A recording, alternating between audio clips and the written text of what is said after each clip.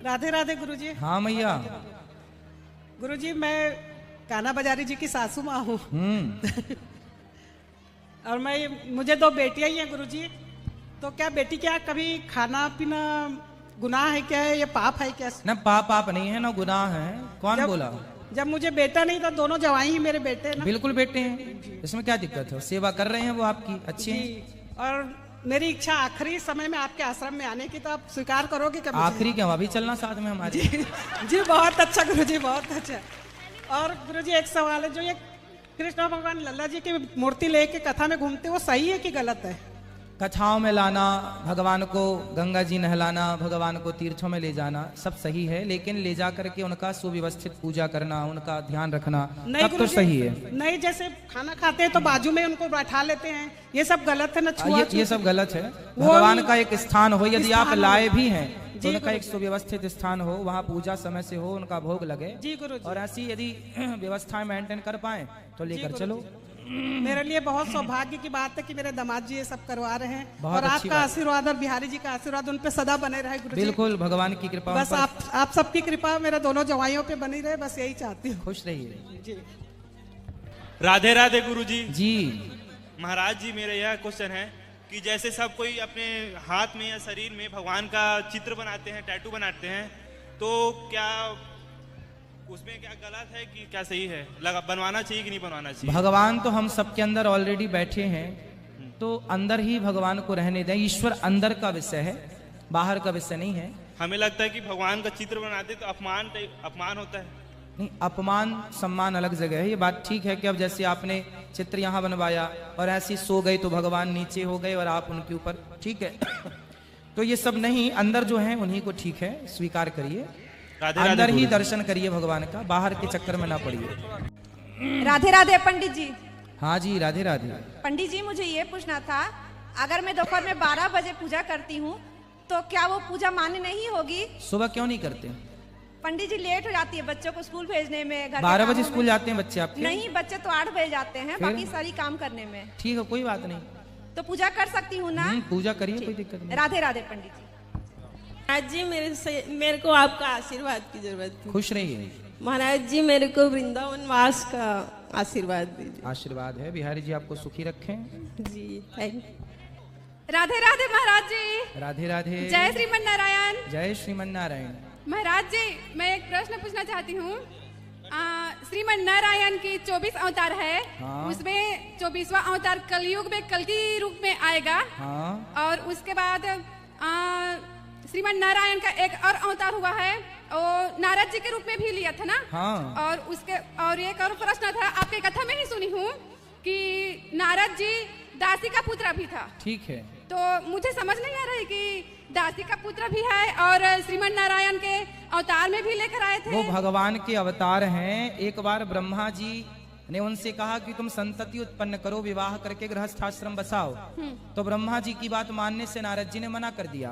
अच्छा। तो ब्रह्मा जी ने गुस्से में कहा कि तुम पिता की बात नहीं मानते, जाओ शूद्र पुत्र हो जाओ, ऐसा श्राप दिया। तो उनके श्राप के, पिता की श्राप को, वचन को पूरा करने के लिए उन्होंने फिर अवतार लिया, मतलब जन्म लिया। जन्म क्या, प्रकट हुए और उन्होंने सेवा की, संतों की, और बाद में फिर वो ब्रह्मर्षि, फिर ब्रह्मा जी से प्रकट हुए। और एक और है महाराज जी, एक मंत्र आप बोलते हो हमेशा आरती के पहले, श्रीमन नारायण चरणौ शरणम प्रपत्ये श्रीमते नारायणाय नमः। कोई संत है, आप बोले थे कोई संत है इस मंत्र का उच्चारण करते हैं, इसका मतलब मुझे जानना है। मतलब श्रीमन नारायण चरणौ शरणम, इसमें जो शरणम है उसका ध्यान दीजिए। हे श्रीमन नारायण, श्रीमन नारायण मतलब श्री मतलब लक्ष्मी के सहित नारायण। हे श्रीमन नारायण चरणौ शरणम प्रपद्ये, हम आपके चरणों की शरण ग्रहण करते हैं। श्रीमते नारायणाय नमः, हे श्रीमन नारायण हमें स्वीकार कीजिए, ये अर्थ है। हाँ, भगवान ये शरणागति मंत्र है। मैं ना महाराज जी पूजा करते समय हर दिन हर रोज इस मंत्र को बोलती हूँ। और एक और है महाराज जी, आप ना मेरे सपने में आए थे, मैं आपका दर्शन भी की हूँ, और मैं आपसे तुलसी माला मांगी भी थी, मगर मेरा नींद खुल गई तो आप दिए भी नहीं हो। तो मैं ले सकती हूँ क्या आपसे अभी? हाँ हाँ, ले सकते। रुकना एक और, सुनो ना महाराज जी, और मेरे सपने में ना एक और सांप ने मुझे काटा है मेरे पैर को, तो इसका मतलब क्या है? तो जब सांप ने काटा तो आप जिंदा थी कि मर गई थी? नींद खुल गई है, पता नहीं कि, मगर सांप तो काटा मानती हूँ मैं। हाँ, क्योंकि स्वप्न में खुद का मरा हुआ देखना शुभ होता है। अच्छा। कई बार सपने में देखते ना हम मर गए, तो खुद की मृत्यु देखना, इससे हमारी उम्र बढ़ जाती है। महाराज जी मतलब वो मुझे- मृत्यु की जो घटना होनी थी सच में वो स्वप्न में हो गई। ये महाराज जी- मृत्यु का टलना है, मतलब आपकी मृत्यु टल गई, ये शुभ संकेत। इसलिए मैंने पूछा कि आपने अपने आप को मरा हुआ देखा क्या? मरा हुआ खुद तो का नहीं मरा देखा। हुआ देखना शुभ होता है। महाराज जी आप मुझे आशीर्वाद दीजिए कि मेरा मन श्रीमन नारायण के चरणों में ही लगे रहे। और ना महाराज जी, मैं ना वृंदावन जाने की मेरा इतना मन है कि भगवान मुझे कब बुलाएंगे पता नहीं। कि आप ना बुलाएंगे क्या? भगवान से आगे हम बोलना- बुलाने आप लोगों को। आप बोलना भगवान से कि मुझ पर कृपा करे और वृंदावन जल्दी बुला ले मुझे। बुला दर्शन ले, के लिए। हम आए बुलाने आप लोगों को। अब ये जय बहाने ना श्रीमन बनाओ कि बुलाएं बुलाएं बुलाने। मुझे आप आशीर्वाद दीजिए श्रीमन नारायण। जय जय श्री राम। खुश रहिए, भगवान सुखी रखें आपको। राधे राधे गुरुजी। राधे राधे। मेरा आपसे प्रश्न है कि मैं लड्डू गोपाल जी की सेवा करना चाहती हूँ, और लोग बोलते हैं कि मंदिर में बड़े गोपाल जी रखते हैं, घर में नहीं रख सकते। नहीं, तो, घर में गोपाल जी रखते हैं ना, क्यों नहीं रखते? तो बड़े गोपाल जी आप नहीं रख सकते? कितने बड़े रखना बताओ? 21 इंच के मेरे को बड़े रखना है, मेरा मन है। 21 इंच तो काफी बड़े हो जाएंगे बेटा। ज्यादा बड़े इसलिए मना करते हैं, 21 इंच के गोपाल जी का वजन कितना हो जाएगा? 50 किलो का। तो आप उठा लोगी, बार बार उठाना धरना?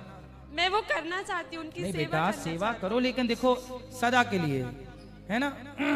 गोपाल जी ऐसे हो कि आप उठा के उनको गोद में ले लो, श्रृंगार करके फिर आसन पे। बड़े होंगे तो गिरने की संभावना रहेगी, कहीं गिर गए और खंडित हो गए। छोटे तो उठा धरने में आसान होते हैं, इसलिए छोटे इसलिए लोग रखते हैं कि इतने रखो कि उनके वजन हमें ज्यादा। 50 किलो के ठाकुर जी होंगे तो फिर कहां तुम रोज रोज उठा पाओगी? तुम कितने किलो की हो?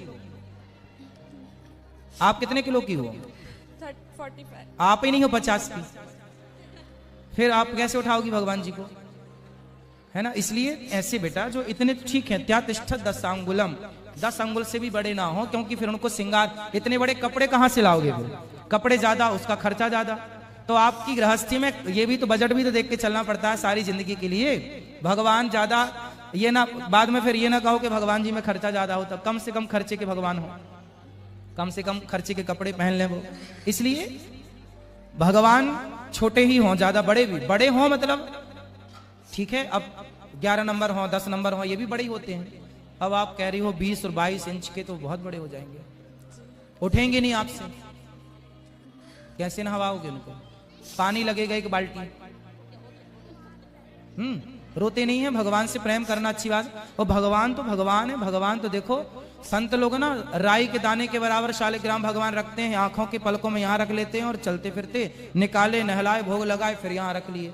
सबसे छोटे भगवान कौन होते हैं पता कितने होते हैं? सबसे छोटे शालिग्राम सरसों के दाने के बराबर होते हैं। संत लोग उनकी सेवा करके यहाँ पर रखते हैं, उनको आंखों के यहाँ पर, यहाँ रख लेते हैं।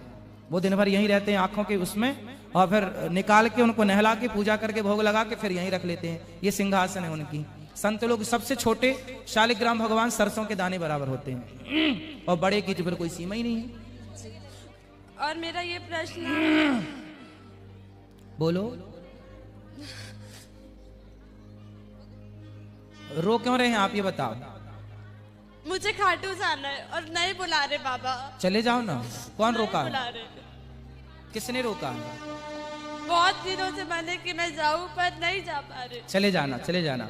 और वृंदावन भी आना, और अयोध्या जी भी जाना, और जगन्नाथ जी भी जाना। भगवान करे आपको सब जगह बुलाएं, ठीक है।